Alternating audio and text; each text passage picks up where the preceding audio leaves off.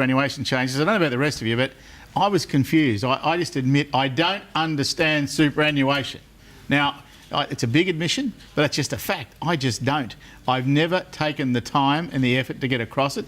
But obviously it requires someone far cleverer than I to do so. And I'm lucky enough to have someone in that category. Peter Switzer from the Business Channel joins us right now. G'day, Peter. Thanks, mate. Now, mate, first of all, I'm trying to get a handle on what sort of picture superannuation presents in Australia. Yeah. Now, I know there's fantastic billions involved in it and all the rest of it, but tell me... 1.4 trillion. 1.4 trillion. Yep. Well, that's a lot of money. Now, what has the average punter got in it, though? If I'm on 80 grand a year, 90 grand a year, what sort of super am I likely to have? Yeah, well, it's interesting. The average Aussie retires with $40,000. All right, that's what's happening now.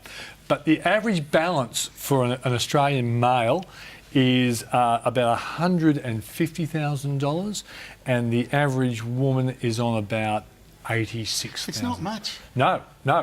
And you know why? And that doesn't generate much income or anything, does That's it? right. Well, but part of the reason why the average is so low is that the young people have just started, but they will retire as millionaires because they're going to be in for a long time, and the 9% goes to 12%, and they're going to be in for 40, 45 years, and they will retire as millionaires. There's no doubt about and the numbers. A lot of older workers, of course, didn't get in until it was too late. Exactly, and sometimes they didn't actually. They were working part time. They weren't being looked after, and so that means that. But in the middle, there are some very, very well off people, school teachers, public servants who've been super for a long time, and they are not fabulously rich people, but they are retiring with about $1 million in super. But if you're on $1 million, these changes don't affect you. That's what they're saying. Well, they're saying you've got to have $2 million. Now, is that right or wrong? No, that is wrong. And Graham, don't consider yourself a nincompoop for not understanding super, because some of the best political commentators in this country missed one of the biggest dupe exercises I've ever seen. When they said only people on $2 million will be affected, and they used 5% as the actual return that we get, 5%. and 5% of $2 million is 100,000. Well, most people do better than 5%. They do about 7%. Most financial planners, in my financial planning business, we'll do a conservative 7% when we try and work out our client's return. But the critical thing is this: if your stock market goes up by 20% and you're retired, right, you're a retiree, and you've got $1 million, not 2 million, but $1 million, the market went up 20% last year, a lot of people did 20%, that's $200,000. So you're $100,000 over the threshold, and 15. And you've only got $1 million fund. That's right, and a 15% on that 100 is a $15,000 tax. So that was the Treasury sold a lot of journalists out, and look, They bought it because that's the first time that's been said. Yeah, well, 5 years ago, when I was just an economist and a bit of a financial planner, but now I have the Switzer Super Report. We do this every day. I do it on 2GB every night. I'm looking at this technically all the time, and a lot of my colleagues just don't know this stuff. And I'm surprised that Treasury and the Treasury thought they could get away with it. They have almost, haven't they? They have, because people like you haven't been pursuing it. But on 2GB, someone rang me up on Friday night because it was big news.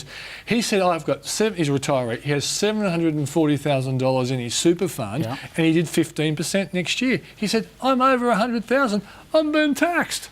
So, look, I must say I hadn't realised that. But of course, what about the years when you get flattened? Like, you're talking about last year went up 20%. What if it was 2009? Yeah, government's going to lose money. It's not always going to be a windfall for the government at all. But I think the critical issue, Graham, is that they're using the 2 million, and that's where the 16,000 would have come from. Treasury would say there's approximately 16,000 people with $2 million or more in super. But there are a hell of a lot more with $1 million, and a lot more in 700,000 in their super. And you're fund. saying like senior public servants and teachers are in Oh, that? yeah, for sure. Because you remember, they didn't rely on the wonderful Paul Keating reforms. A lot of teaching was already in there already. Yeah. They were in there already. Yeah. Yeah, a lot of public servants were. Defined benefit funds. They're fantastic super funds. Now, I think I did something that, and I wanted you to tell me what the numbers on this are. But last year, I took my money out of the fund and set up a self-managed fund. Yeah. And I whacked half of that into 6% bank account. Yeah. And the other half, I put very conservatively into the banks and Telstra. Yeah, dividend payment. And I've done pretty well in the last. In the last. You're a genius. You should take over my show. No, I don't think so. I think that makes me a genius. It just makes me cautious. Yeah. I want to protect that's the myself way you should be against a crash. and I think I've insulated myself about as well as you're going to be able to. Yeah, yeah. Now, those self-funded retirees, there are a lot of them, and a lot of them will have the funds that are making that, as you're saying, the higher percentage than 5%. A lot of them will. Yeah, well, I'll give you the numbers. There's about 945,000 self-managed super fund trustees, right? Really? Yep. And 64% of them are in accumulation mode, so they haven't retired. So let's just say, let's round up to 1 million, because about nearly 40,000 come in every year. So there's 1 million of these people out there. 60% are in accumulation mode, so they haven't retired. So we've got 400,000 in retirement mode, and the average balance for a self-managed super fund trustee is about $500,000. But I reckon most of the retirees are on the high side. They would be above 500,000, and the people in the accumulation phase would be maybe 300, 400. They're building up. So a lot of retirees are very spooked by the Treasurer's suggestion on Friday, because they're in the 700,000 or more. They worry that they've been through the GFC, they copped the shocking clobbering there, and now they could possibly get, a slug every time the market does well. Yeah, I mean, I'm just staggered by those numbers. It's a huge number. And when it comes to self-managed funds, are they like me? Do they do it themselves, or do they have someone do it for them? Some go to advisors, but a hell of a lot of them do it themselves. That's why we created the Switzer Super Report, to actually give people advice without actually knowing their circumstances, and then take up.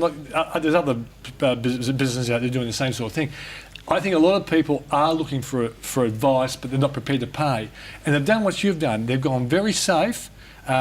Term deposits, get 5 or 6%, and play the dividends, and that's why dividend stocks have done very well. Yeah, it's Commonwealth Bank and Telstra, those sort of that's stocks. Right. They've chased the conservative ones, and that's pushed their share price up. And you actually only went into it to get, say, 7 or 8% return, but because everybody chased it, they got capital gain as well. The capital gain has been much bigger than I thought it would be. There's no doubt about that. I didn't plan on a capital gain, but it's there. Yeah, and a critical issue that I think you care about is, what has to happen to superannuation? And I think at the end of the day, we have problems. There's too many tax concessions, and the government is going to run out of money somewhere down the track if something's not done. But it would mean either increasing the earnings tax on the accumulation phase and possibly retirees, or even increasing the contributions tax, maybe for people over $80,000. All governments would try and look after low-income people and maybe not touch contribution tax to them. But once you do that, as you know, being a great political numbers man, you affect too many voters. You can't do it.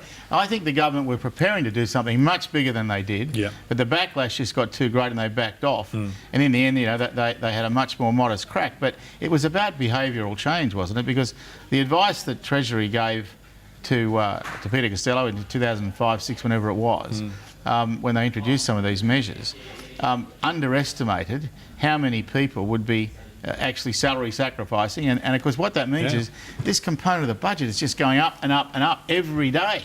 And it's going to be too big a cost on the budget. It's not sustainable, is it? Oh, yeah, and there are sort of exceptional things as well. And this is why they took on capital gains tax inside property. A person currently could buy a property inside their self-managed super fund, wait till they retire and they're in the tax-free zone. They then could sell that house totally tax-free. And so that is a real big worry, because, as you know, the self-managed super funds are now chasing properties, and as a consequence, there's a big potential loss for the Treasury down the line. So I understand why they're doing it, but I do think probably the smartest thing they moved was this custodian council. So it becomes more objective, but that custodian council will tell them that everybody has to be slugged a little bit more. Exactly. But it's not going to come until after the election. No, but I don't think Abbott will do it either. It's just too hard. No. But someone at some stage has to. Just a last question then. The 16,000, these 16,000 really wealthy people, are they really wealthy? I mean, you can't get 2 million unless you've got a big credit. I think you're pretty savvy. You've been a savvy investor, or you've been a really good small business person. You've sold your business, you've rolled into a self-managed super fund, and then you've got also people who've got 5 million, 10 million. They're also in that 16,000 as well. And going from 9% to 12%. Is that going to have it's a great thing for getting less people on the pensions, because most of the young people will be so wealthy they won't need a pension. They won't need a pension. And I think the Treasury has often gild the lily when they talk about how bad it will be in the future, because a lot of people will drop out of the pension system because the Keating reforms will create millionaires in the future. Yeah, there's no doubt about it. Look, we're going to have you on again. I've learnt things tonight, which is I hope what everyone watching has done the same thing. Yeah. But thanks, Peter. Great pleasure. Yeah, as I said, always good to have someone on cleverer than I am, and I'm delighted to have learnt something tonight. I try to learn something every day. It's nice to know I'm cleverer than Graham Richardson. Oh, mate, there's never any bit of doubt about that. That's all there is for tonight on Richo, but we'll be back next week, bigger, brighter than ever. See you then.